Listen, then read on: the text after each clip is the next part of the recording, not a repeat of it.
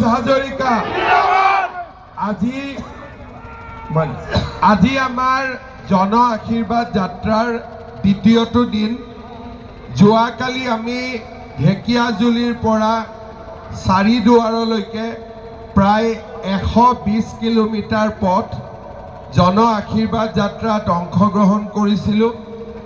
ৰাইজৰ অভূতপূৰ্ব উৎসাহ আৰু উদ্দীপনাই প্ৰমাণ কৰিছে যে এইবাৰ অসমত ৰাইজে আৰু বিজেপি চৰকাৰ আকৌ এবাৰ পাতিবই। আজি ৰাইজে আশীৰ্বাদ দিছে, ৰাইজে সিদ্ধান্ত লৈছে।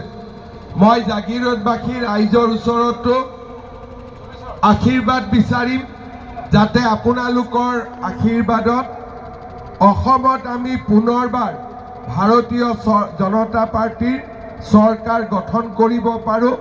আপোনালোকে আমাক হিয়া উজাৰি আশীৰ্বাদ দিয়ক, তাকেই মই প্ৰাৰ্থনা কৰিছোঁ। আপোনালোকে আশীৰ্বাদ দিবনে নিদিয়ে? আপোনালোকে সকলোৱে আশীৰ্বাদ দিব, মোক আমাক সকলোৱে আশীৰ্বাদ দিব। আমি আপোনালোকক প্ৰতিশ্ৰুতি দিছোঁ, যোৱা 5 বছৰত যিমান কৰিছোঁ অহা 5 বছৰত তাতকৈ 4 গুণ বেছিকৈ কৰিম, আৰু বেছি কাম কৰিম যাতে আমাৰ অসমক ভাৰতৰ ভিতৰতে আমি এখন সৰ্বশ্ৰেষ্ঠ ৰাজ্যলৈ ৰূপান্তৰ কৰিব পাৰোঁ। আপোনালোকক মই বহুত ধন্যবাদ